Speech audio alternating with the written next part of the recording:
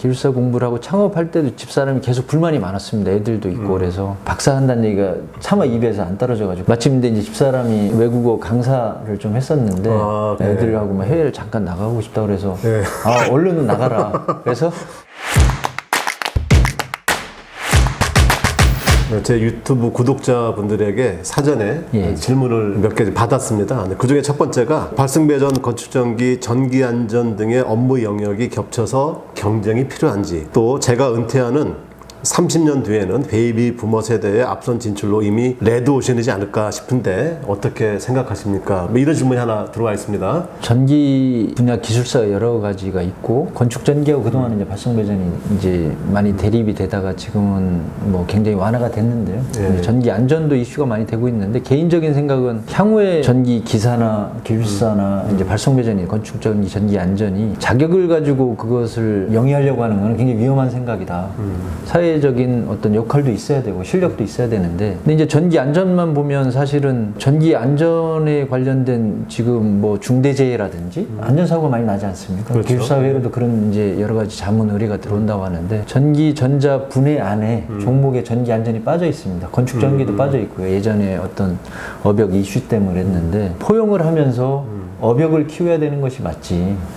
지금 제도의 그 어떤 기술 분야를 가지고 보장을 받으려고 하는 것은 좋지 않다. 그래서 우리가 필요하다면 전기 안전이나 건축 전기 이런 부분이 통합돼서 각 분야별로 우리가 좀 더 기술력을 향상할 수 있는 일을 찾아야지 자꾸 종목으로 나누는 것은 적합하지 않다 이런 개인적인 생각을 하고 있습니다. 지금 이제 우리 그 시장에서 전기 자격을 가지고 이제 특급 기술자가 전기 분야 기술사로 한정이 돼 있기 때문에 제 생각에는 레드오션이 될 확률은 높지 않다고 생각하고요. 오히려 자격증을 가지고 실제 현장에서 활동을 하지 않고 실력이나 어떤 노하우를 쌓지 않고 그냥 자격을 가지고 그냥 예를 들어서 비상근이나 이런 거를 너무 활성화가 되는 게 좀 우려가 된다고 좀 걱정을 하고 싶고요. 자격을 가졌으면 직장 생활을 하시더라도 그쪽 분야의 학위도 공부하시고 학회 활동도 하시고 전문적인 어떤 기술 습득을 위해서 노력을 하시면서 우리 기술사 회나 이런 데에서 자문이라든지 전문적인 어떤 활동이라든지 또 뭐 칼럼이라든지 이런 쪽에 계속 활동을 해서 기술사의 그 존재 좀 가치를 좀 높여주시는 게 이제 필요하다 생각하고요. 시장에서는 뭐 특급 문제 때문에 기술사는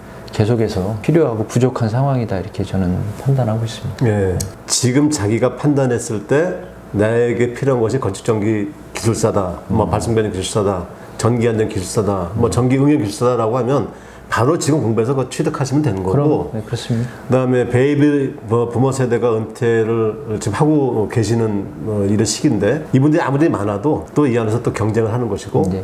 또 실력 있는 분들은 뭐 언제 뭐 어떤 상황이 되든지 간에 조기수사님께서 뭐 업체 운영을 하듯이 이렇게 충분히 다 경쟁력 있게 맞습니다. 다 될 거라고 생각이 드니까 눈에 들어오는 또 질문은 뭐냐면 창업을 하시고 나니까 실제로 얼마만큼 그 기술이 적용이 되던가요? 근데 이런 질문이 하나 있었습니다. 도움이 당연히 많이 되고 저희가 이제 상호도 태양기술단이지만 태양광에 제가 학위 받으면서 태양광 쪽을 많이 하고 있는데 물론 전기 응용 분야에서도 많이 하고 있고 근데 이제 당연히 개통과 발전, 송전, 배전이 같이 이루어지는 에너지원이다 보니까 많이 도움이 되죠. 또 하나의 질문이 뭐냐면 이제 창업을 하기 위해서 도움이 될 만한 업종 또는 경력 이런 것들이 실제 이제 창업을 하시면 전기도 하시지만 소방도 해야 되고 정보통신도 하시고 이래야 될 거 아니겠습니까? 네. 아마 그거와 관련된 아마 질문인 것 같아요. 이런 것들은 이제 어떻게 운영을 하시면 될까요? 답이 될지를 모르겠는데요. 아까 지방에 이제 대전에 있으면 제가 서울로 학원을 다닌 이유는 그 시장에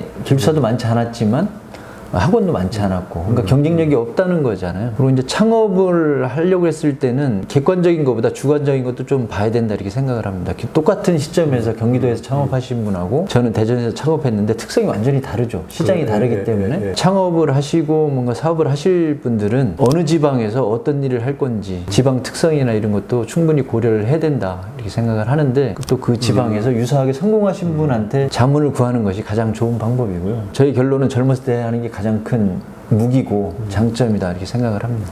예, 저도 지금 사실 이제 뜻밖의 대답을 얻었습니다만은 내가 창업을 하고자 하는 그 지역 특성에 맞는 창업에 대한 노하우를 개업하신 분들한테 좀 얘기를 들어야 된다. 사전 작업에 대한 중요성을 얘기를 해주신 것 같습니다. 맞습니다. 근데 이제 두 분류인데요. 내가 이걸 전수해줬을 때 경쟁이 되니까 그렇죠. 전수를 안 해주시는 분이 있고요. 저 같은 경우는 열정 있는 젊은 사람들이 창업을 해서 예. 더 시장이 커지면 내 일이 더 많아질 거라는 이제 긍정적으로 생각하시는 분들이 있거든요. 그러니까 그것도 잘 판단하셔서 자문을 구해야 되겠죠. 긍정적이고 사업을 잘 하시는 분들은 그분들을 경쟁 상대로 생각 안 하고 더 오히려 시장이 커지면 자기도 더불어서 일이 많아질 거다 이렇게 생각을 하기 때문에 뭐 저도 그렇게 생각하는 사람이에요.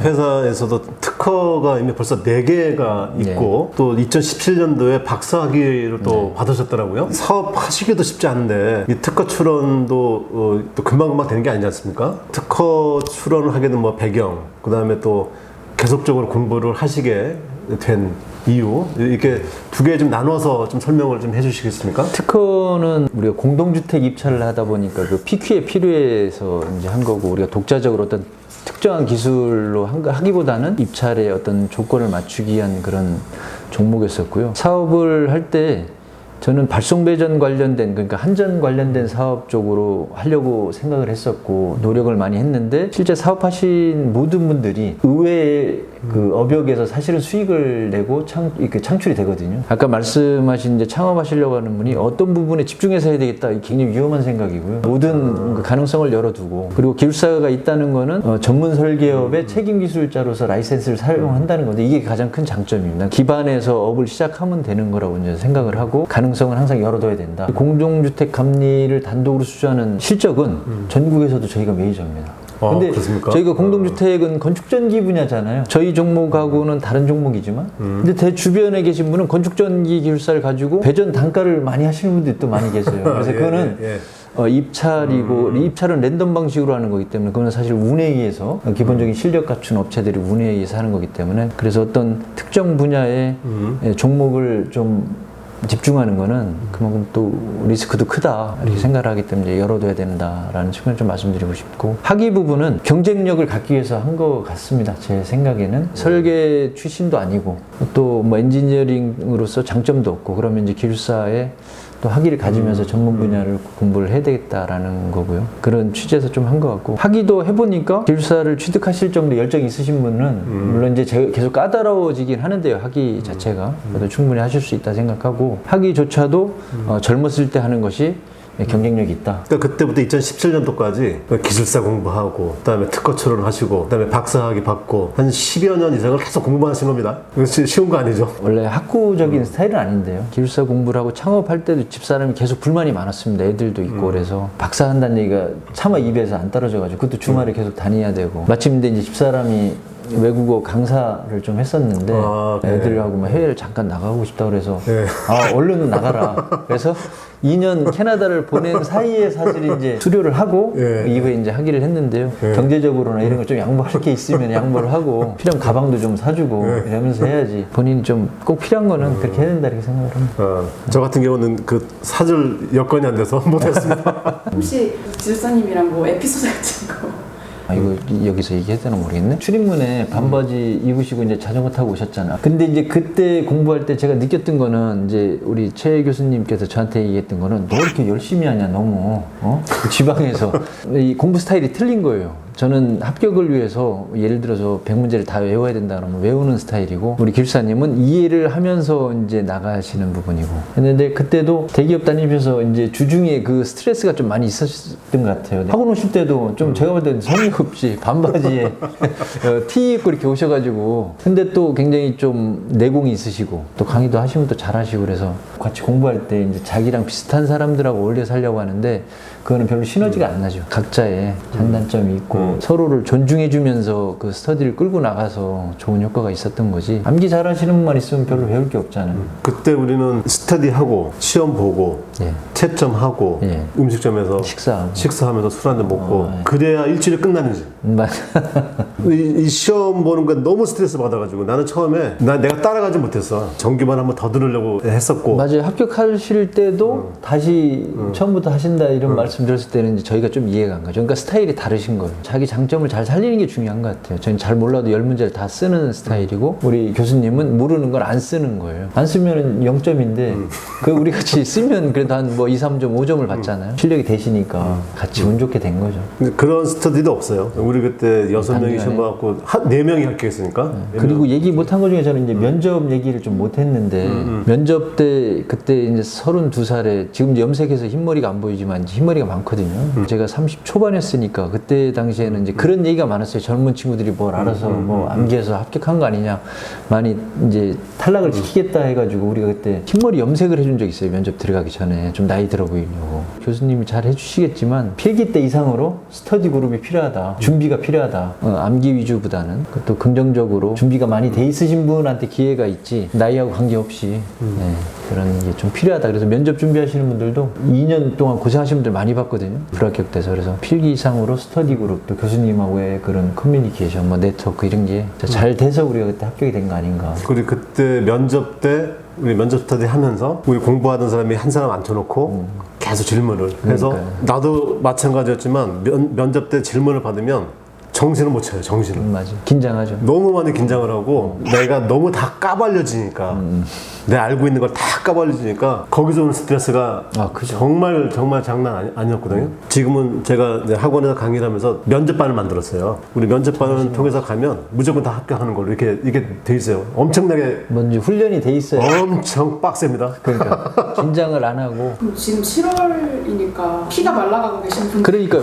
그것도 발송배전 기술사가 한 명 합격했대요. 그러니까 이거는 상대적으로 보는 사람이 이렇게 봐요. 부정적으로 보는 사람, 한 명밖에 안 뽑았으니까 이거 공부해서 한두 명밖에 안 뽑는데 그렇게 2명, 3명 뽑다가 20명, 30명 이렇게 뽑거든요. 그러니까 긍정적으로 생각하는 사람은 다음이나 다다음에 몇십 명씩 뽑겠구나. 열심히 해야 되겠다. 그러니까 두 사람 생각이 틀리다니까. 그러니까 긍정적인 사람이 될 수밖에 없어요. 당연히 많이 뽑을 수밖에 없어요. 왜냐면 민원이 들어가거든요. 특급이 시장이 없는데 지금 한 명밖에 안 뽑는다 그러면 인력관리공단에서도 컴플레인이 들어갈 거고 이런 기술사회에서 들어갈 거고 그러면은 다음에는 많이 뽑다 보면 기회가 많은 거죠. 그러니까 지금 더 열심히 해야 하고 준비를 해야 되는 게 맞는 거죠. 수업 시간에도 이제 그런 얘기 많이 하는데 이번에 저 발송계전을 좁게 뽑으면 사람들이 건축전기를 갈아타요.